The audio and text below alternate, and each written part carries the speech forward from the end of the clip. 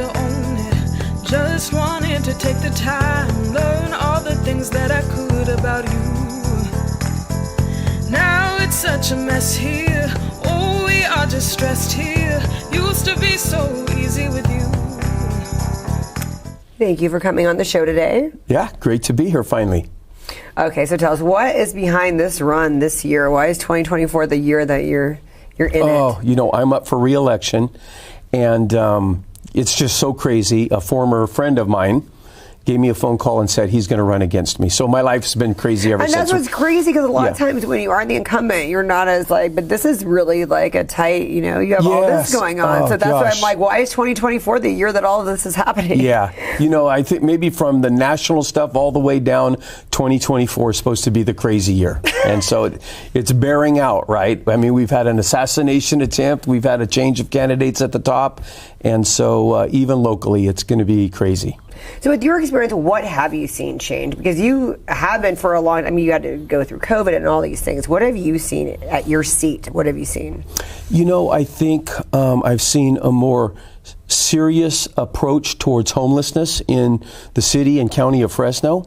I don't agree with a good chunk of it, but people are passionate about that, and there's two sides to that story. At the county of Fresno, we spend massive amounts of dollars to help people. At the same time, I'll tell you a story of an encampment that we broke up 2 days ago. When I say break up, we just don't run in there and chase everybody off. We tell them in advance, hey, you guys can't stay here. So you're going to have to go figure out something else.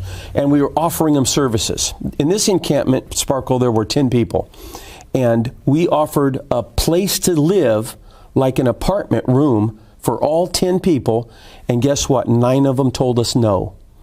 And I hear this happens all the time. So what do we do in a situation like that? Like, what really can we do? How can we change the psychology of what's... The best thing you can do is build relationships with people. And so the folks in charge of breaking up those encampments and moving folks around are the sheriff's department. And we've got a couple of sheriff's deputies that are excellent in their job. They go out, they learn their first names, they learn their dog's name, they learn, hey, you know, what would you need to help your life? But so they create relationship, and really that seems to be the only thing that works. But even then, the 9 people that said no to help, they did it because if they moved into that hotel room, they couldn't take their dog with them.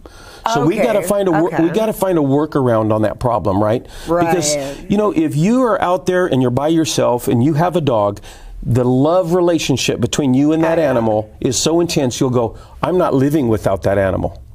And so we've got to find some kind of a workaround on that. We've got to put our mind to that, because that can't be the only holdup. And so, but the goal is to get people kind of feeling like themselves again, like they should, like you and I feel when we get up, like we have ownership of something and there's something to live for. And if we can build relationship with people, offer them services, you know, it's a numbers game. Some of them are over time. Some of them are going to go, I'm going to take the county up on this offer, and I'm going to change my life, and I'm going to take my medications, or I'm going to go get some workforce development, or whatever they need to do, the next baby step they need to do. So although we spend millions and millions of dollars to try to help people, and some of it's effective, at the same time, there's still a huge impact on the community itself. So just recently, I passed a no camping ordinance for the county of Fresno. So that means that folks just can't sleep and block somebody's business, you know, the doorway to their business. They can't sleep and pitch a tent in the parking lot and yell at the customers. You know, we're losing, you know, the rest of us that are not in that homelessness world, we also are victims in a way. And so we've got to help protect those people that have businesses. And I got a text earlier today from a lady whose 2 kids have to walk to school and past a homeless encampment. And it makes her nervous, right? She can't be with her kids all the time, right? And it's not that you think that, oh, there's going to be a murderer in there. But people, if they're not on their medications or they're doing something crazy, it's just too scary. And so we've got to protect those folks. So we can offer help and lots of money to support the help for the homeless, but we also have to think about the rest of the people too. So what can we do? Because I know you passed it. What does that even mean, though? What are the repercussions? Because that's the biggest problem nowadays, and that's not on you. It's what's happening to our society. There's not a lot of problems anymore. We don't really police people or jail people. People yeah, and don't so get in trouble. really, so the homeless activists and advocates, they're out there. They're very passionate for homeless, and they hated the no camping ordinance because they say, well, you're criminalizing the homeless. But the truth is, Sparkle, it's just a tool in the toolbox that our sheriff's department can use when needed. So in the past, I passed one of these in 2017 for City of Fresno when I was a council member. And then there was a court ruling that said no camping ordinances can't work unless you have a bed for the people. Well, we never had enough beds, so they were ineffective. About 2 months ago, the Supreme Court said they reversed that decision. They said, yes, no camping ordinances are legal, and agencies like a county or a city, they can do them. And so it just gives us a tool. In the past, if we said, hey, you got to move, they would say, no, I don't. And they actually had the law on their side. So now we can say, hey, you have to move, and they have to move. So it's going to be used occasionally. You get somebody, and they might be out of their mind, or they might just be an obstinate person, and they're going to tell the sheriffs no. And so now what the happens sheriff's, to them? Then the sheriff's going to pick up their stuff, put it in storage, and take them to jail, as late as on the way to jail, Sparkle. That's what I'm always worried about, because we say these things, but then things aren't really happening. So I just wanted to know, like, what's really going to happen? Are they really going to be held accountable? And so, the ordinance doesn't come into effect in September. Until September, right? So the truth is, even on the way on that drive towards jail, we're going to say, hey, man, one more time, we have a spot for you. Wouldn't you rather go, and get 3 meals a day and get some help, and we'll work you through your next baby step back to, a productive citizen? And so it's just for the very obstinate. And in all reality, just like this encampment that we broke up 2 days ago, those people, when we said, you can't stay here, they moved. Now, some of them, come to find out, had a family member that, well, I'm going to move back in with my family member. And some of them didn't, right? It's crazy out there on the streets. But, I mean, you just can only do what you can do, right? We need faith-based organizations to come alongside government and help. They really care for people. We need the activist community. Most of the time, we're not on the same page, though. We have people that say, you need to build me a house. Well, government, we don't have the kind of money, right? So right now, we can offer them a voucher for a place to stay and give them 9 months or 12 months opportunity to get back on their feet. That actually is a decent amount of time. Yeah, I agree. So that's one thing. And California's really taking that serious. I think there's a lot better strategies that they could put in play, but at least they're cognizant. Like even guys as progressive, so I'm a super conservative guy, but even guys as progressive as Governor Newsom are saying, yes, we have to do some cleanup. We can't let the homeless impact all of our lives. And like they virtually shut down the city of San Francisco. That used to be a gorgeous city, right? And now it's a war zone, and all the businesses are leaving. And that's a big problem. I mean, on that with San Francisco, they said something about it's a felony if it's over $999 stolen or something like that. That's why I'm like, well, what's really going to happen? Because basically, there's not a lot of action to people doing that. I mean, when I'm glad you brought that up. On our ballot in November, along with voting for Steve Brandau, you're going to be able to vote for it's going to be called Prop 36.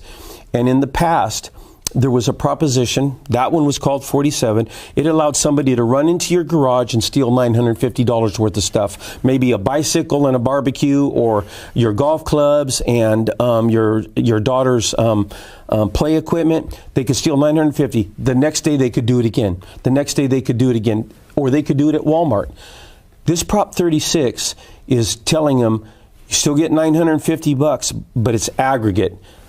If you steal $950 worth, that's it. The next time you steal, it's a felony. And so they're starting to try to add some teeth to this because they know they've chosen some destructive laws that have really hurt people, most of us. So, what are some of the biggest changes that you've seen? Because like you said, you've held different seats, and what have you noticed the change of Fresno? Oh gosh, there's been some change for the better. There's been some change for the worse. I think Fresno and Fresno County have realized that we need to get better in the game of job creation, right? So government is really not good at much of what they do, okay? But we have to try our best. And so in Fresno County, I'm leading an effort to create a industrial park. And it would take about a decade to build it out. But at the end of a decade, about 40,000 people would be employed from our community. And they might even include my hometown of Selma or Kerman or Reedley and some of these communities from around Fresno. We're gonna have 40,000 jobs for people to begin building their own wealth and buying a house and some of these positive things. And so that's something that I'm dedicated to, getting that industrial park built. And so it's going to take probably 3 years just to get it off the ground. But other communities have done it. They've been successful. Here in Fresno, we're the biggest city in the Central Valley, and we have a lot of activists that fight that. Believe it or not, they don't like that. And what's the biggest reason? One of their biggest complaints is that these industrial parks get built, and this is true, in the past, they get built really close to residential areas. And so you have a lot of trucks driving, and trucks create exhaust, and exhaust creates health problems. So in this particular spot that I've chosen with our team, it's not in a residential area. It's outside of the city of Fresno. It's out in unincorporated Fresno County. Oh, okay. Yeah, and it's a great spot because we're not going to be creating health problems for a bunch of people. So I'm keeping my fingers crossed. We've had close communication with Rob Bonta, the Attorney General for the state of California. He knows we're trying to do it. He knows that the activists don't like it, but he's giving us some measures. Hey, if you guys can make sure you're within 3,000 feet and make sure you plant trees and grass and make sure you have lighting and bring some benefits to the community, I'll help you get it done. So we're trusting him. He's trusting us. And again, Sparkle, he's a real progressive guy. I'm a conservative guy. But we got to work together. And that's what's great is you guys can work together. Yeah. That's important that you guys do. We need the 40,000 jobs. Bottom line, we have people graduating Fresno City College, Clovis Community, Fresno State. We need to find places for them to stay here. They're just going to go somewhere else, right? Like some rock stars go to Los Angeles like you do. But we want to keep people here. And so that's the goal there. And I'm glad you mentioned these relationships you have, because you have held many seats. You do have a relationship with a lot of different people. Tell us about some of the stuff that you've worked on in the past with other people, and people have really come through, and the relationships that you've forged. Oh yeah, there's a lot of great relationships. I think of the rescue mission. Now it's called City Center. Matt Dildine. There's the Poverillo House. There's Life Bridge Church. There's all kinds of relationships where government can go in and kind of help smooth the way and allow good people to get things done. And those are just three, but there's And they come back and help you sometimes when you need something. Absolutely. Oh, totally. And then when we say, hey, we've got this person, and I made this call about 3 months ago. We had a refugee family that came into Fresno that's dumped on the streets of Fresno. It wasn't their fault. It was a mother and 2 kids, and the father was being held in Dallas. And here's this mother and 2 kids in Fresno. I had to make a phone call. It was exactly to one of those. It was actually to 2 of those guys. And they came through and they said, hey, let us work on it. We'll find a place. So they did. Within 12 hours, they had a place for them to live. And so that's the value of those relationships, right? And it's not all government, and it's not all the private sector. You got to work together. And I like sometimes it's it is important for the person that's been there for a while to kind of keep doing that, because you've built this for a long time, and it's great to see what you can build in these next years when you're elected. There's another one called the Fresno Center. There's a bunch of them actually, and they are usually nonprofits. And they usually have their own mission. They might be strong in outreach to Southeast Asians. We have a lot of Southeast Asians in the community. And I think of the Fresno Center, and they do great work there. So whenever something new comes about in government, they've got a way of announcing it, getting it out to the community so the community can hear about it. So little grants that are available to Southeast Asian farmers or something like that are in, if you see our Southeast Asian community, a lot of times they're on the outskirts of town. They're growing fantastic food, right? And they grow not just for their own family, but they grow for their own community, and then they even sell it and market it. And so we want to encourage all of that. So we partner up with different groups, and they usually have a specific target goal, and then they go out and they actually do the work. when you mentioned COVID earlier, when COVID hit, you try to go out to rural Fresno County to migrant farm worker community. You send a guy like me out there, they're going to go, hey, we don't want anything to do with this guy. So what we do is we partner with somebody who speaks the language, who's been there, done that, and we go out and say, hey, the shot is available to you, or this testing's available to you, or if you have a family member, we can put them up over here so the whole family doesn't get sick. And so that's why we need each other. That's why we need these groups. And what do you feel about the direction that everything's going in Fresno? How do you feel like Fresno rallied together for COVID? And what do you see about like the direction we're going in I think it was a crazy time. And I personally never got the COVID shot. Okay, so it wasn't my thing. Now, you might have, and many of my friends did. But I think it was a crazy time, and I think Fresno County, we walked a fine line. We made the shot available to people that wanted it, but we didn't force people to take it. And that was the compromise that Fresno County came up with. We have a surgeon that's in charge of our health department that said, I want everybody to get the shot. We said, hey, doctor, not everybody's going to want the shot. Let's not make it mandatory. Let's talk about giving people options. And so when when Governor Newsom wanted to shut down churches, we kept saying, Fresno County is not going to shut down churches. So if the governor wants to shut down churches, let him bring the National Guard in. But our job is to inform people and then let them make their best decision for their own lives, right? So I was very happy with the response that we did during COVID. Now, there was still a lot of impact. I'll give you an example. Inside of the city of Fresno, they want to shut down restaurants. So they created a snitch hotline where if you saw a restaurant still operating, hey, these guys are still operating. In Fresno County, we didn't do that. We're not out there to try to put people out of business. We know it's a tough time, and so we just said, hey, here are the requirements. Here's what the governor's saying. Here's the standards that you have to meet, but we're not here to shut you down. That's really important. And so the direction that we're going in now, you said we're going to really crack down on homeless. We are going to create more jobs. What are some other changes that you're excited about Fresno in the direction we're going in? So we're about to enter another challenging time in the economy. There's always a couple of year lag time, right? So we're going to have to tighten our belt at Fresno County, and we're going to work on our budget next month, by the way. And I had a meeting about that today, about an hour-long meeting about the budget and where it's going, and I gave some input and stuff like that. But one thing that I am happy about is when I came on to the Board of Supervisors in 2019, we had a reserve of about $36 million. Now, $36 million is a lot of money to a family, but it's not a lot of money for 1 million people, right? Yeah, it's for 1 million people. So we have 1 million people, over 1 million people in Fresno County, and Fresno County's got to be there to offer services.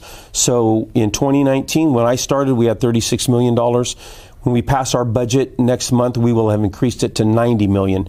So $90 million is a lot better cushion. That means when the downturn comes, and it's coming, I'm not the guy that's going to say it's coming in 2024, 2025, but we know how the economy works, right? So the next time the economy takes a dip, instead of laying people off and ruining lives and telling people, no, we're no longer have services for the elderly, we have to cut that back. Now we have a reserve where we can say, okay, let's try to weather the storm and not stop our services. Because Fresno County, at the end of the day, what county government does is helps people that are in trouble, right? Kids that have lost their parent, maybe their parent's been thrown in jail. Now what do you do with the kid? Some of the families out of state, sometimes we can place them with family, but we've got a Department of Social Services. It's our biggest department. They got to find ways to help the kids.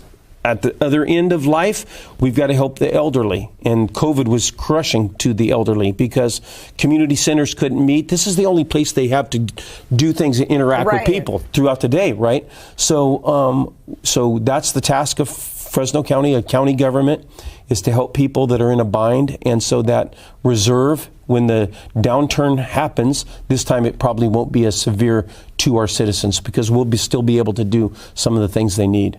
And one of the biggest things I like, and that you'd mentioned earlier, is about informing people that don't know about things that are available to them, like grants and such.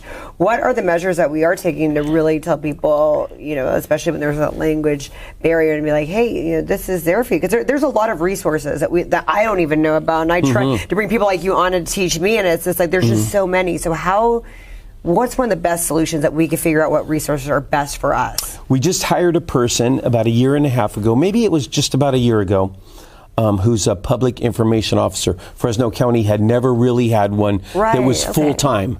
We always had people that their job was to work on something, but they would create an email and send it to the news groups and say, here's what Fresno County's doing. Now we have a professional level public information officer. And there's a video guy, he does great award-winning work. And then we just hired somebody for the PIO, public information officer. We just hired somebody that speaks fluent Spanish. So if you think about it, Spanish is the #1 language outside of English, right? So that's the biggest group that needs to hear what's happening.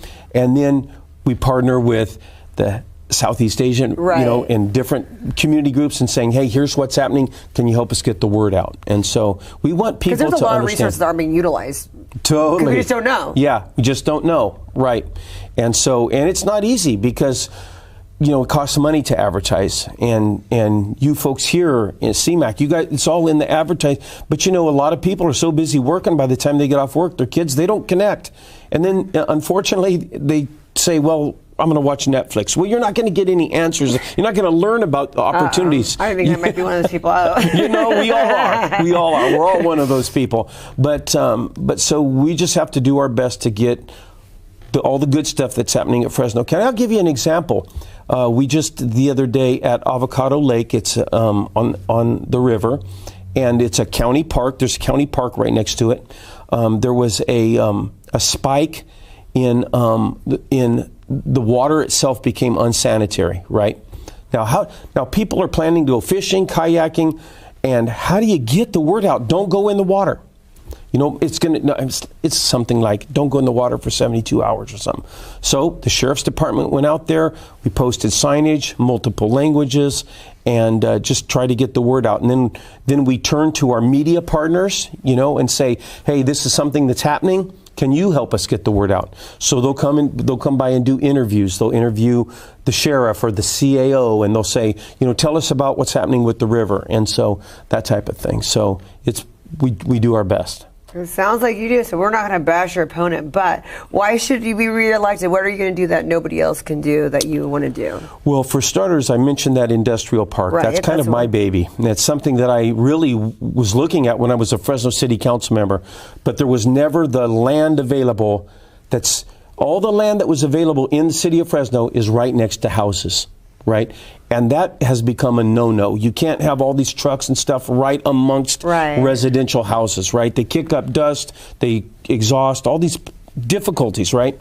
So when I became a supervisor, I was working with the EDC. I've been on that board for 12 years, and we found a chunk of land, 3,000 acres. And it's a big chunk of land. And so that's something that I fight hard for, and quite likely, if I'm not reelected, that thing might go away, because it takes somebody to drive. And the board of supervisors, it takes somebody to drive a project of that magnitude, and I want to be that guy. And so I want to continue to serve. So it's big things from that, and then sparkle out of nowhere, I'll get a phone call about a tree that fell over on a fence. And whose tree is this? Well, is it the county's tree? Is it my tree? And the fence is crushed, and I don't have any money. And so we have to go in and solve little problems all the way to big stuff. And it's a very enjoyable career, by the way, and I do enjoy helping people, but it's always a challenge. And are you social media savvy? Can we follow you and see where you're going to be your next speaking engagement and whatnot? Or yes, I have a website, and I also have a Facebook page, 2 of them. I have a personal and a Fresno County Supervisor Facebook page. Now I'm and Instagram, right? I'm getting on Instagram. I got off Twitter. Twitter was just a war zone, right? That's probably smart. Yeah, probably. Oh no, it saved my life, right? It saved my brain. But but there's a lot of ways to people. And then always, if somebody wants to connect with me, they can call the county. and we pick up the phone right away. I've got 2 folks that work right with me. So my district is District 2. So if anybody wants to go on FresnoCountyCA.gov, they can go to District 2. They'll find me. They'll find all of our contact info, and they can tell us about a tree that fell over on a fence, or they can say, hey, we've got a homeless problem in this part of our community. So, well, thank you very much for coming on my show. No, thanks for having me. Yeah, thank you. Appreciate it.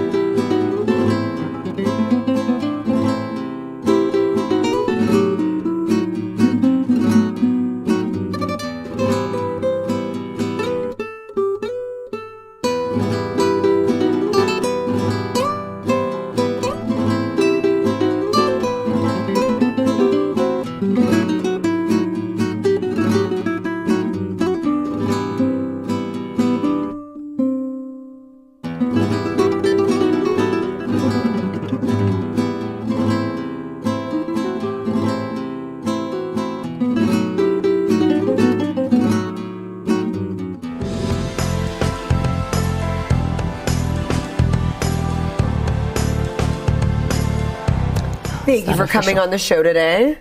I wanted to interview you for a while because I first heard about you through Leo Zaki. He said it was like, she's a great friend. You have to interview her. She's very lively. And I was like, he was telling me some of the stuff that your platform was. Yeah. Because I really didn't know a lot. And I was like, wow, so you're very fascinating. Tell us about your experience.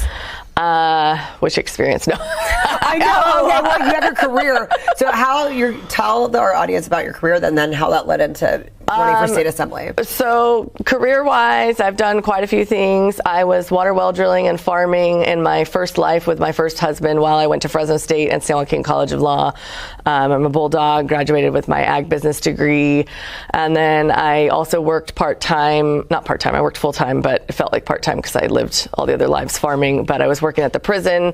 It was a women's prison initially and then men's Which prison, one? Valley State. Okay. And then I went up to headquarters for a little while. And when I came back, then it was the men's prison.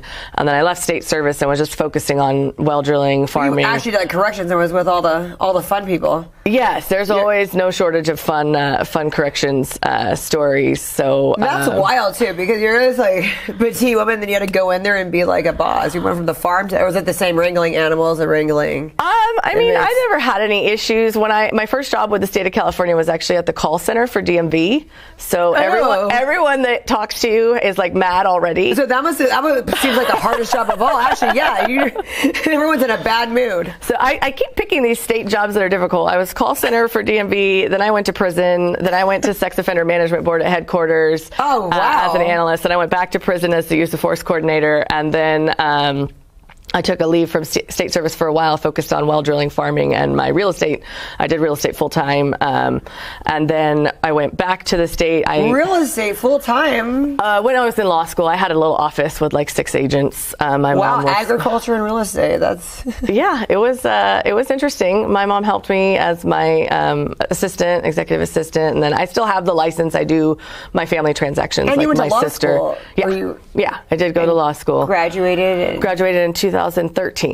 That is wild. You have like every experience on the planet. Yes, there's quite a few. My husband and I, my first husband and I got separated and divorced in 2015, and I was just before I was turning 30. So then I thought like 30 was supposed to be, your epic decade, and 30 for me was like divorce, gallbladder removed, cervical cancer, miss the market, lose the farms. So it was like the first 4 years of my 30s was like, does it get any worse than this? Can it get any worse than this? But there is life after catastrophes and traumas. You just cancer and like that's you just start over. You just do it again. It's like the never-ending story. You just do it again. Yeah, there's no other choice. You just have to start over. So that's when I went back to the state again. After I lost the farms, I went back to the state of California at the EPA headquarters, Department of Toxic Substance Control. And then I got a job closer to home in Modesto as a tax auditor. And I was there for almost 5 years. Got married, had my son. Then we got married a little bit after that. And that's what I was doing when I decided to run for state assembly. It's just all the experiences of seeing it from the inside, working in the public sector. It's like, do these people even know what they're doing? I don't think that they really have the experience necessary. Well, I don't think anybody has your experience. Yes, I guess I got bored a little easily. So you always have to have like 5 jobs and degrees and certificates going on. I don't want to go back to school anymore. 235 college credits is enough for me. I don't need any more right now. I was halfway through my master's in accounting when I got separated and took over the farms on my own. So I didn't finish that program. But I mean, I worked as an auditor for 5 years. I've audited tiny mom and pop, no employees. I've audited exchanged on the stock market, $1 billion payrolls in the state of California, publicly traded entities. I've done a big range of that. And, all of those businesses are successful. They don't operate in the negative. And, I see the flaws with the state of California. And I think there's a lot of simple things we could do to incentivize agencies to save taxpayer money. And we don't have to keep increasing taxes. We can just be more fiscally responsible with the money we have. So that's what I hope to bring to the legislature, is a little bit of fiscal responsibility and, common sense. We got to focus on water. We got to get water to the valley. We got to work with the federal government. Why are we not? What is the big drawback on that? Personally, I think the drawback on it is it gives people political power. If you have scarcity, you have control. So why would they want to give people what they need? Then they don't control you anymore. I mean, that's my opinion. I mean, if you look at the state of California and who's been in charge, right? It's been the same people in charge for my entire adult life, and they've promised to do things. We've done bonds to get funding for water storage and different things, but there's always some reason it gets held up and they can't do it. And I mean, to me, it just seems like it's all about control, and that's not the point of our Constitution and our government. The control is to be with the people. So we need to take our control back. That's why I'm running. Wow. Well, I mean, your experience is definitely amazing. So when you get in there, that's what some of your big goals is, really water conservation and how we spend our money. What are the biggest mistakes that you've seen as an auditor and as you've done that, where you see people are just going wrong and they could have done things differently? I mean, like right now, we're in a deficit. So when I authorize stuff, I have to route it up to several directors. It goes through 8 people in the state to get a $1,200 training approved for an officer training that's mandated. And then during a surplus, you can spend $10 million on furniture and not know the exact amount of what you need and have a bunch of extra because it didn't get routed up. So to me, I think we need to have the same standards and policies in place, whether we're in a deficit or a surplus, and there needs to be dollar thresholds. To me, just common sense, what the private sector does with their money. And the other factor that I've seen is you've incentivized all these agencies to spend what they get, or you penalize them. So if you work for EDD or CDCR or whatever it is, you get your, $5 billion budget. If you spend $4 billion, then next year you only get $4 billion. You get punished for being responsible and taking advantage of a circumstance where you could save money, and they won't give you the money again the next year where you might need it because things change. There's volatility in markets everywhere. And so instead of punishing agencies for saving money and then incentivizing them to overspend, because if they don't use it, they lose it, we need to reward them for saving money. We need to do positive things. That's what big businesses do, and that's what we need to do with the state of California.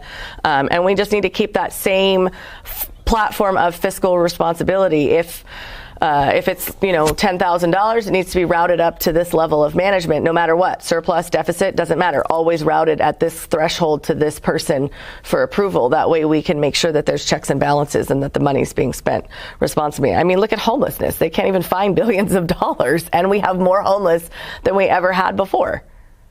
Right. And it's just lack of the leadership at the top. State employees are not bad people. I'm a state worker. I have many friends who are state workers. Many people in Fresno, Merced, and Madera County across the whole state are state workers. It's our tax money too. We pay taxes, and we don't want to see it wasted. We want to see it be responsible, but we also want to keep our jobs. So we're going to do what leadership tells us.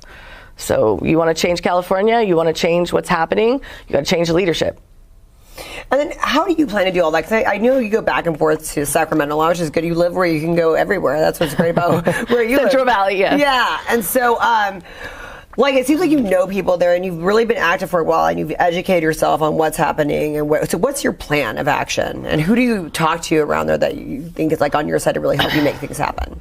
I mean, there's a lot of people in the legislature right now who have endorsed me. All of the sitting Republicans just about have endorsed me. Heath Flora to the north, Juan Alanis to the north, Devin Mathis to the south, which is, I think, Ali and Xavier that are battling that out, George Radanovich and David Tapania, I never say it right. Oh yeah, me too. He's been on the show. Anyways, but yes. He's amazing. They're both. Yes, I like both of them. They're both good Republicans. So I think collaborating with the Republicans that we're going to have going into it. There's a couple seats that we might pick up. There's some good people across the state, Stockton and North, that are doing a good job. So we don't know exactly what's going to flip. So we'll definitely ally with those people. But I've worked with the other party in my day job for a decade in the state of California. So numbers are numbers. Fiscal responsibility, common sense is common sense. I'll go to the other side. I don't care who it is. I'll reach out to every single one of the Democrats in the legislature, and whoever will actually sit down and have a reasonable conversation to hash out solutions is going to be who I work with. And if none of them want to take me up on that, then that's fine. I'm going to go to their voters and I'm going to do what Shannon Grove did, and I'm going to call it to their voters' attention, and they can see if they still keep their seat next election cycle. Wow. That's hardcore. Oh my God. Well, no wonder people are fed up. Yeah, people are fed up. It's true. No. They just need the truth. When you give people the truth, numbers don't lie. Numbers don't lie. I mean, I just went to NAACP cookout yesterday. I got invited to go to that. I don't have a problem. I'll build a bridge anywhere there's a a path to cross. I don't care who it is. At the end of the day, we all don't like paying more for gas. We all don't like having terrible roads. We all don't like our kids not getting a good education. We all don't like going broke at the grocery store. We all don't like wondering at the end of the month, what do we have to pay, utilities or gas or food? What's more important? And everyday Americans are suffering with that. I mean, even myself, who makes decent money, I'm at a pretty high-ranking position within the government, and my husband is self-employed, and we've been very blessed. But it's way more of a struggle now than it was 4 years ago. When I go to Walmart, I'm buying the same groceries for $300 instead of $150. That's tough. And that speaks to people. You don't have to lead with, hey, I'm a Republican, or hey, I'm a Democrat. Hey, I was a tax auditor and I want to bring fiscal responsibility to the state of California. Hey, I want to call people out on things and I want to make them accountable. Accountability is key. Our crime is key. We don't have accountability when it comes to criminals, and we don't have it when it comes to our government. We need it. We need both of them. Right. Or we're just going to live in anarchy. So what were some of the things that you learned as being auditing? You said big business, small business, or whatever. What were some of the mistakes that you saw were common denominators, and this is how it went wrong with the spending and stuff? I mean, for me, I was doing payroll audits, so I was looking for people that were hiding employees and paying them as misclassified workers. And a lot of the businesses were struggling because we were implementing AB5 when I started. And that's where basically everyone in the state of California is presumed to be an employee unless they meet a certain set of standards. So instead of having discretion as an auditor to say, okay, she's got her own cleaning supplies, she does advertising, she has all these customers, she meets all these requirements. If we can't check every box, she's an employee, end of discussion. So there was, housekeepers that they didn't have a business license, so they had to get picked up as a misclassified worker. There's actually construction companies who, because of the over-regulation and the excessive cost of insurance, especially workers' comp, they will misreport their employees as independent contractors and get audited by EDD almost every year, and they'll pay the penalties and fines because it's cheaper than paying the workers' compensation on that construction employee. Sense. Okay. And so, it's things like that. We need to make it affordable for businesses. We need to eliminate the bureaucracy, and we need to help people do things. Why is housing so expensive in the state of California? Because we're overregulated. Because we have to have every little box checked. I have a friend that just moved to Tennessee, and she said that they registered all their vehicles, and it took 3 minutes, and it was $50 for everything for 5 years. I know when I got licensed in Arizona, my broker's license, the state of California, when I was setting up the corporation, it took 6 months or a year to get all this stuff to process through. Arizona, you take the test, you fill out the form, you email it in. 24 hours later, they send me back an email saying denied, you missed this, this, and this. I send it back completed. 24 hours later, they say approved, here's your number. What is Arizona doing different than California? Why is it 6 months for a business to be allowed to operate in the state of California but not in Arizona? It's the backlog, and it's because there's just too many things that we're regulating that we don't really need to regulate. We need to give, people an opportunity to be successful and have the American dream, and we're driving them out of business. Wow. So then what's your first plan of action when you get elected in? First plan of action when I get elected in, probably reach out to everyone I know regarding water, regarding education, and regarding crime. And if there aren't good bills being pushed forward to solve those problems, to get the experts in that industry, because there are many experts that are way smarter than me in all of those areas, get them together and to have a sit down and figure out what works, get people from both sides to the table and figure out, how do we solve these problems? How do we get kids reading again? I had a teacher last night talking to me about the testing standards, and that there's some kids, they just don't test well, and there's actually no option for teachers to, the kid can read at a higher grade level than what the test score shows, but they just aren't a good test taker, and that's the only standard that we judge by. So we really need to look at our matrix, and for the kids that don't score higher, we need to have an alternative so that we can actually pinpoint the ones who need additional help versus the ones who don't, because we don't need to worry about resources on ones who are adequate just because they had a bad day taking a test, something happened. Right. There's opportunities for that. So, that was one of the things I was learning from a school teacher in Merced County, that there's a lot of things. I think it's because they're not actually having the sit downs with the people who are in the thick of it every day to get the feedback. When I worked at Sex Offender Management Board, there was legislation that needed to happen because there was a loophole back then where if you were out on parole for 5 years for raping kids, if you went and robbed a convenience store with not a firearm and you went back to prison for 6 months, your new parole when you got out would trump your old one.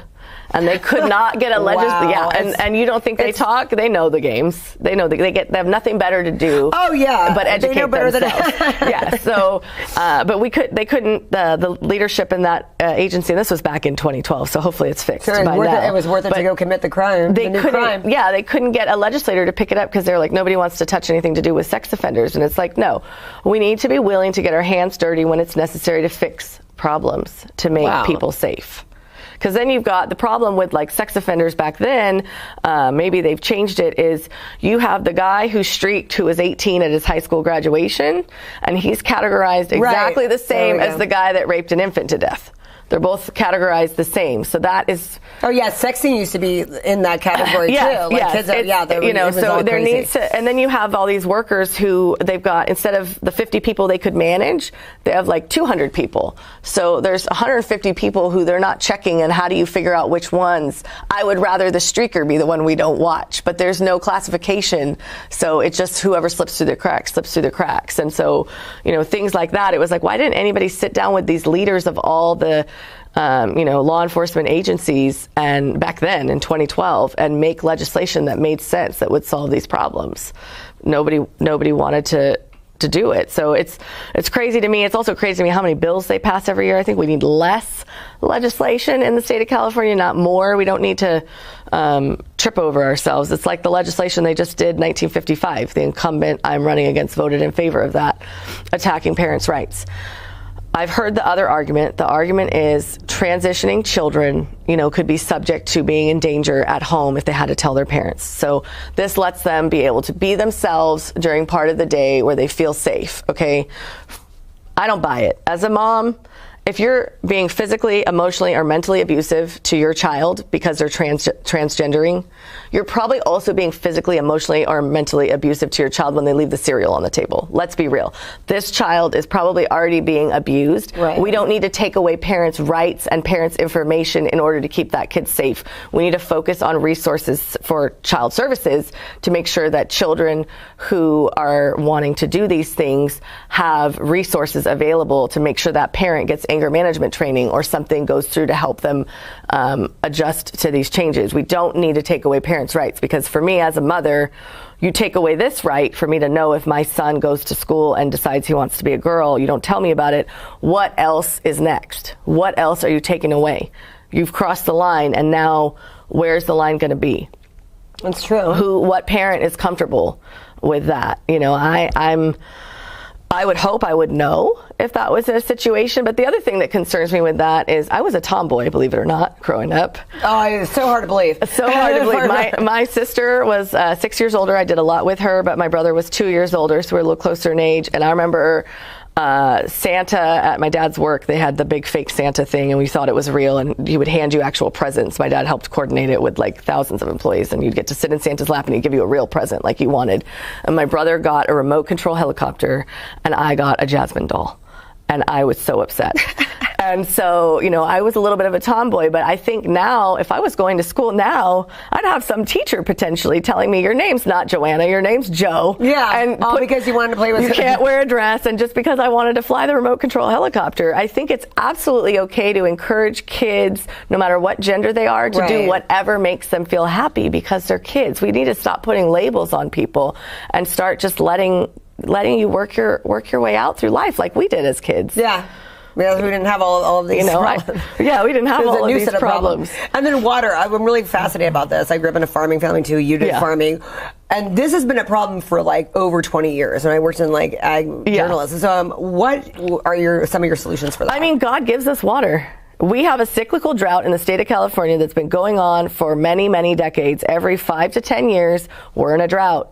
Every 5 to 10 years, opposite of that, we have a lot of rain coming in. If we stored what we had, we would have a better opportunity to have water. We don't need to create more water because there is more water. We just need to manage the water that we're given. It reminds me of the Bible, where you get 7 years of famine, but before that you get 7 years of feast, and you could squander it all and waste it, or you could preserve and survive the famine. Right. So we have had this cycle repeating itself in California since way before I was even born.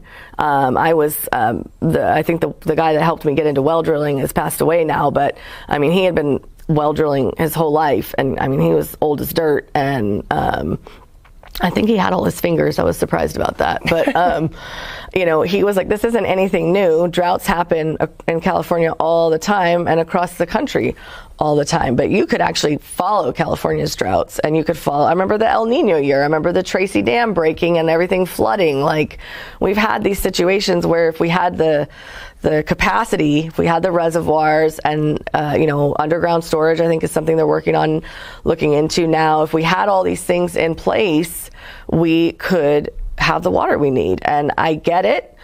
The 1970s Act for the environment took priority, but I think the science between 2024, maybe even like 1994 and 1970 something, is far advanced where you can mitigate. And so when they were keeping water from the valley because of Delta smelt, why? There's riparian river rabbits and riparian river rats indigenous to the San Joaquin Valley. When you dry those rivers, those animals go extinct and disappear.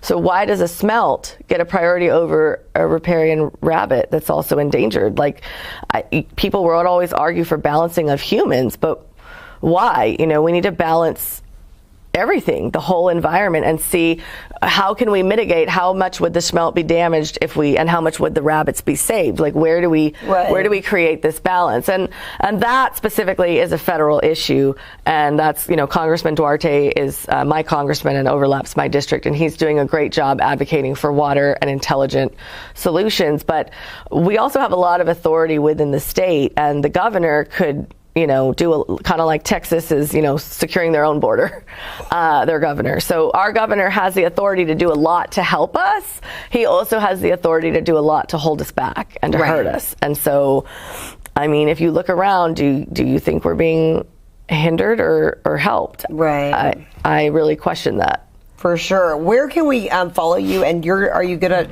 on social media telling us where your next speaking engagement's going to be?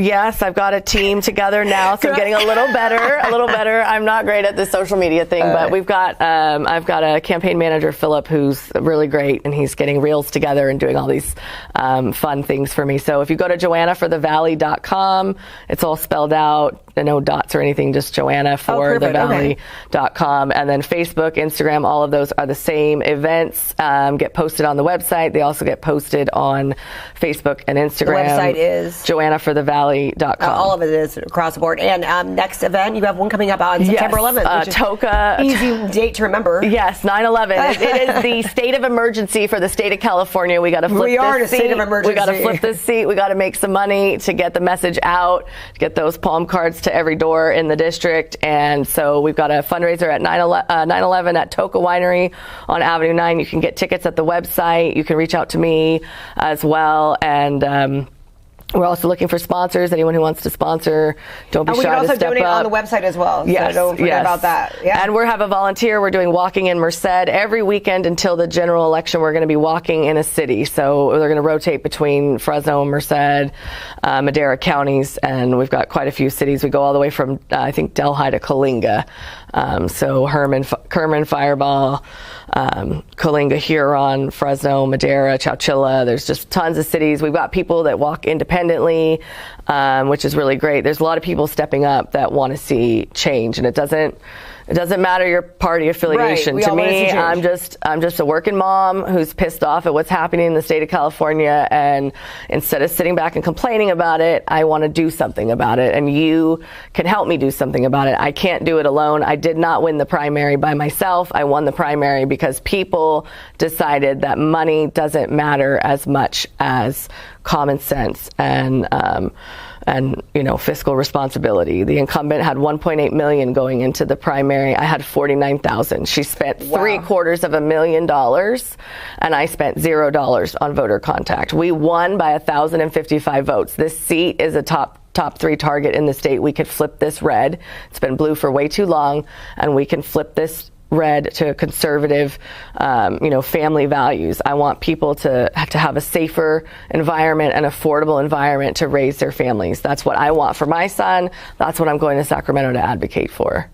Thank you so much for coming on my show today, Joanna. Thank you for having me. It's a real pleasure.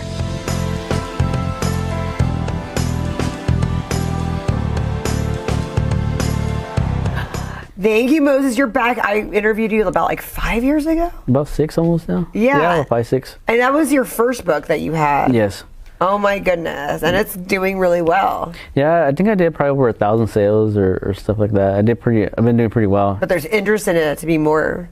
Well, that's on the DL, but there's interest in it to be more than just a book. Hopefully. I know, and now you have more. I love that you came out with Disabled and Faithful and Always With Me. Yeah, so that one's a continuation of that one. So that one's at the end of the book. If you read it, I became a believer of God, and then this one's continuing as far as okay, now I'm serving God. How do I work myself in the church and just in life? So I base off of 12 principles of how to do it, and because for example, you're disabled financially, you're not there, and tell our audience what your disability is. Okay, I got spina bifida, hydrocephalus, and what else? Hydrocephalus, spina bifida, and cleft lip. I have so many to forget something. You don't look disabled. That's what it's like. It's like you look great. So that's why you gotta tell people hey, I actually am. That's a lot of people tell me they just think that something's because the way I walk, think because something's up there. They're not really too embarrassed to ask, because they're not being rude. I go, no, it goes. It's fine to be curious. Cause I grew up in a time when you're disabled, people were just straight up rude to you. It's not like it is now. Yeah, it's not nowhere near like it is now. Now they're very respectful, and it's thanks to I give God all the glory and thanks, and also because I went through so much surgery, I went through so much stuff growing up that people don't know about. So that's why I write books, so kind of give people an idea, and people who are disabled that are just not too sure in life. And I advocate for a lot of people who are disabled to give them a face and a voice. Dude, you're a great writer. You have great stories. What made you decide I'm going to go into politics? So when I was helping those who were, being a minister for 15 years, I was helping out a lot of the people who were homeless and people in need. And you see a lot of things going around the city that's disgusting. It's the way, but that's disgusting. That shouldn't be right. And I ended up being on the ABC News, I think, at one point because I defended the homeless. And they were the city. I think the people at the time were some of the people who were running were upset at what I had done because I exposed it, you know, and stuff like that. I think when he ran into like somebody that was on the city council, and when he saw me and my dad, he went the opposite direction at Walmart. He just you know, was real upset.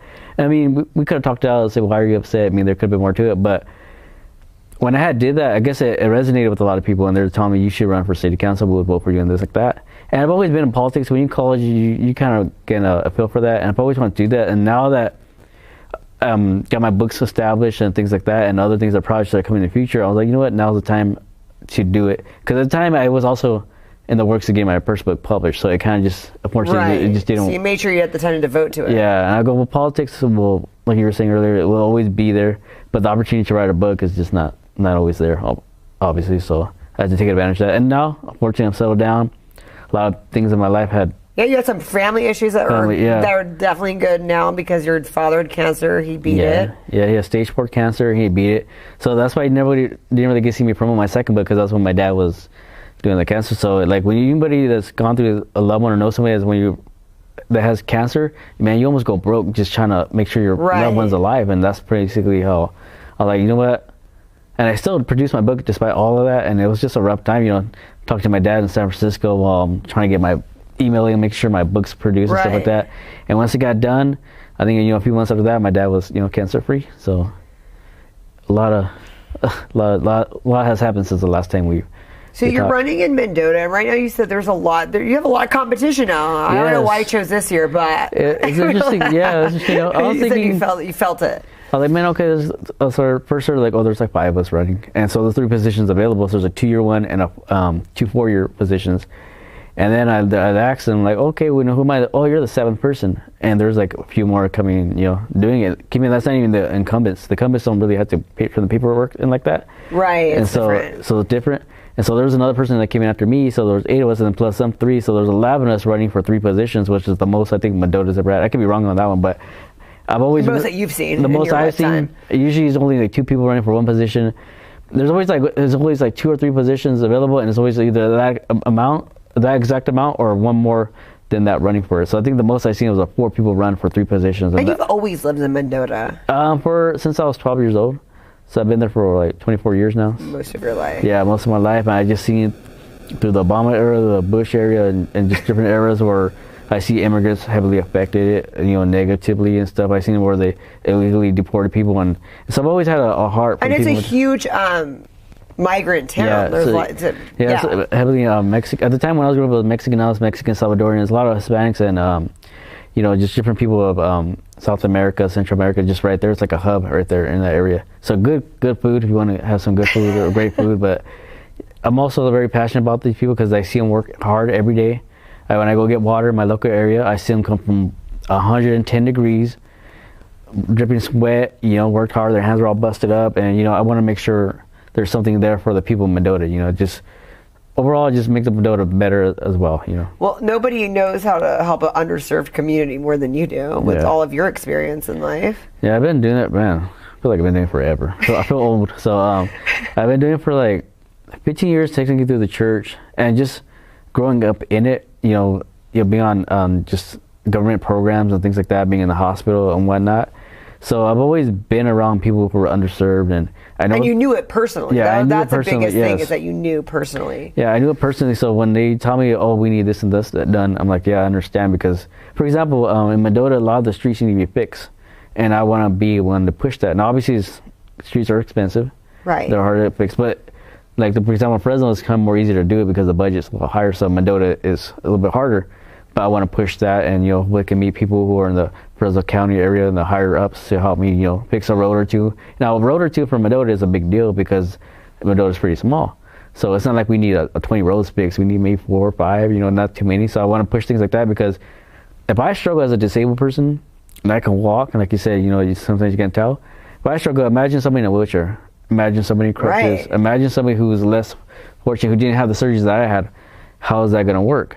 And keep in mind, I've been in my room and somebody was driving by and a piece of street, just asphalt just went and hit my window, and so the streets are all messed up. So wow. I really want to push to get these things fixed. Get the worst streets that we can find and say, okay, which ones are the 2 worst streets? Let's get these done. And next year, you kind of have to do it year by year because there's so much political stuff you have to get through as far as that goes. But even if I could do a street a year, you mean for Mendota, that's a big deal. And so the infrastructure of Mendota, I want to bring it up to code. I want to bring it up to make it where people can be proud to be from Mendota. And you know, when you do that, it makes it more naturally more beautiful. Even like the cement, the sidewalks, I want to fix that. Nobody really takes that into consideration. But as somebody seen many people in wheelchairs and get run over because they had to go in the street because the cement was so bad.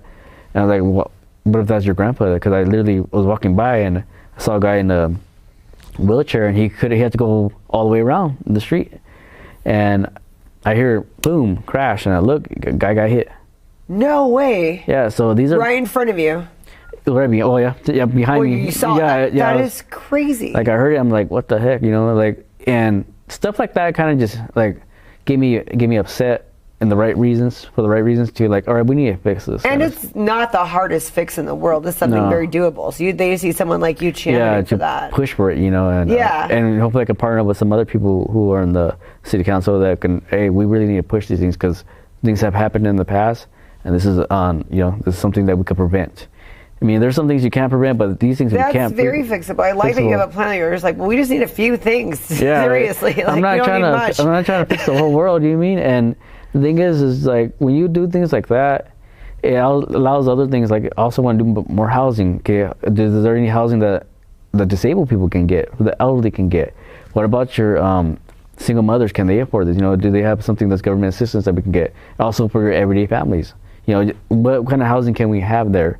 But we don't have the things like the road fix and things like that. Well, how those other things are going to be not pointless, but if you're having to worry about your kid getting hit because of you got to get the foundation. Yeah, you got to get the foundation going, and so many people roll their ankles around, walking around Mendota. So it's just one of those things that I'm very passionate about wanting to get fixed. And because I walk around Mendota, I'm proud of Mendota. I walk around Mendota all the time, but I can't help sit there and think like, man, I'm having to walk around this area because of the cement's not fixed, or I'm going across the street and man, I would like to rush, but I can't because I'm gonna roll my ankles because there's pieces of street right there and things like that. And there's so many things I just like to, the infrastructure as a whole, parks, things like that, stuff that the community can go to and enjoy.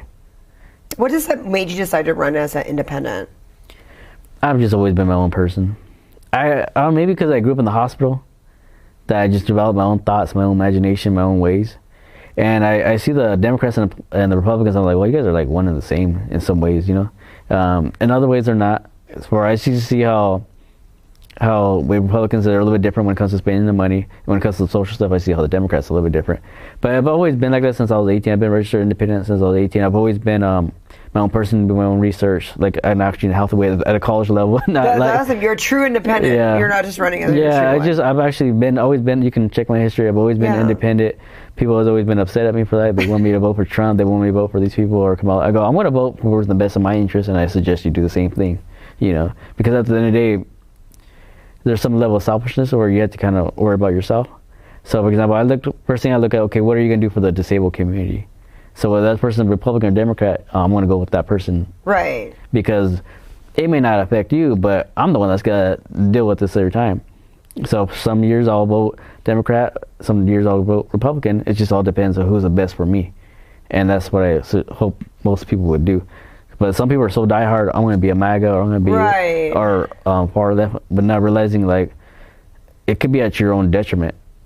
And you don't want to be caught in these extreme groups because then who's really that extreme all the time? It's just not really realistic. You can't live extreme lifestyle. Right. It's not realistic.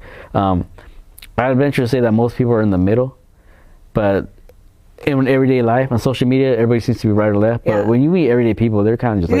And that's very true. I'm like, that's why a lot of times the internet just isn't real. You know what I mean? And that's why you don't really see me sell my books too much online, because you'll get a lot of reposts, a lot of likes, a lot of things, but like maybe 10 sales. Whereas I go in person, I can get like 30 sales. Right. And then where can we buy these books? You can find those on Amazon, as well as like Walmart. You can go to your local Target. You can go to just different Barnes & Noble. Do you do book signings? Yes, I do. Awesome. And are you good about telling us where that is, like on social media? Be like, I'll be here. Yeah, I'm pretty good at promoting that kind of stuff on social media. On Facebook, you can find me on, it's just Moses Macias. You can pretty much find me on Instagram. Search my name. You can find me. I think it's Moses_37. There's 3 7s. So how many books do you have published now? I have 2 published. I have 3 more written, but I had to work on getting them published. And audiobooks. And audiobooks. I have an audiobook for the first one too. So you go to audiobook, you go to Amazon. I think anything like where you can buy audiobooks is pretty much there. And what's some of the best feedback that you've gotten from your books that like somebody has a story about? They are absolutely clueless about that lifestyle of the hospital. They think the hospital is just the greatest thing ever. And I'm like, no, I go, it is now.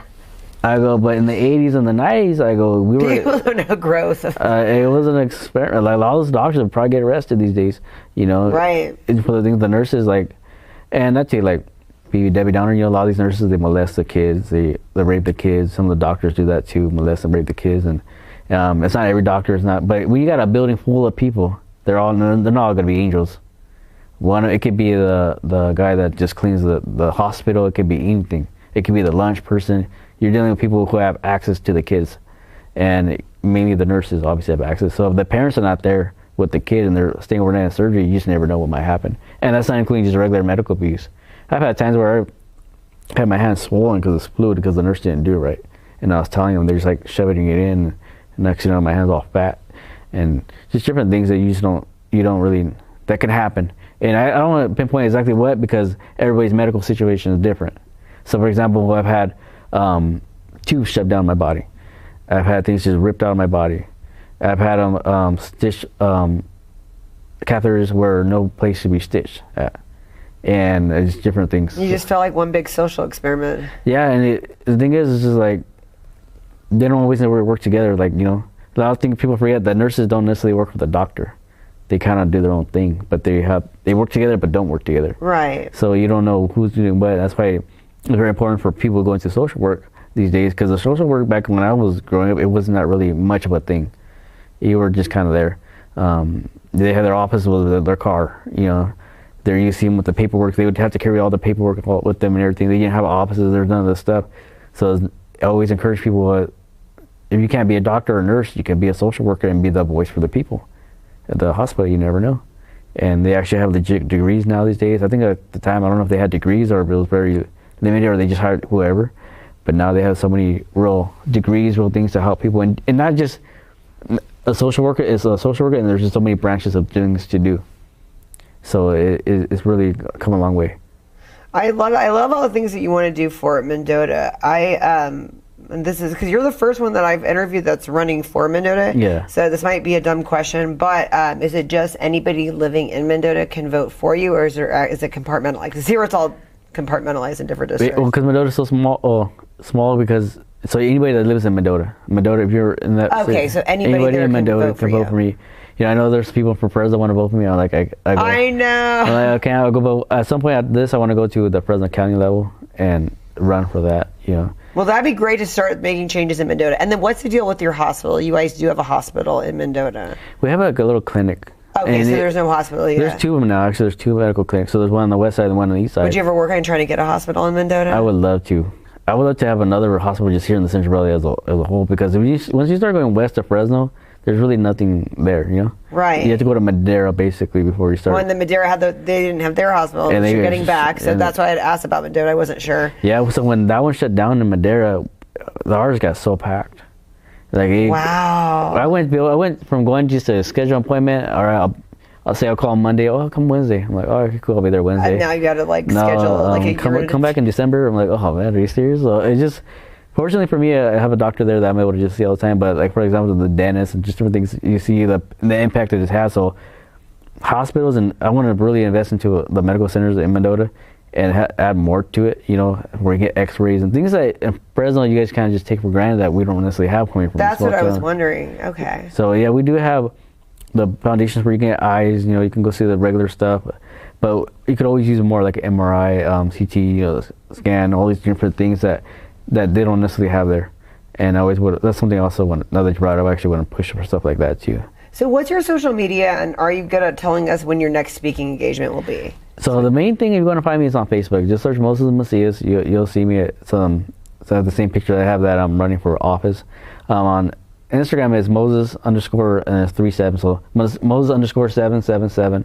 I have a Twitter, but Twitter is I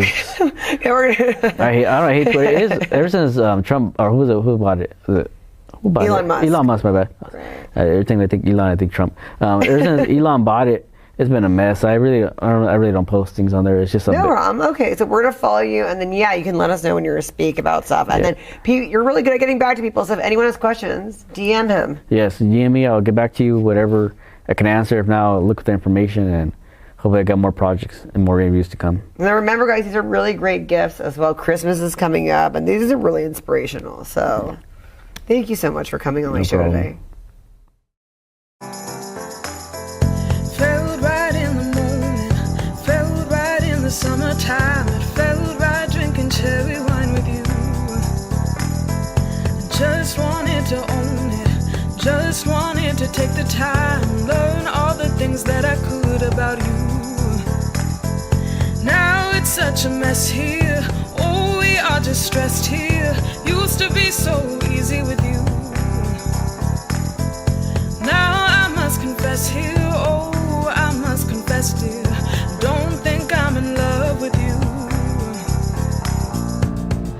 Winter is coming and I don't know what to do, and there's no more use in running, no more running to you. And I don't want your loving, I don't wanna be just friends, knowing all this time we were playing pretend. It's a mystery.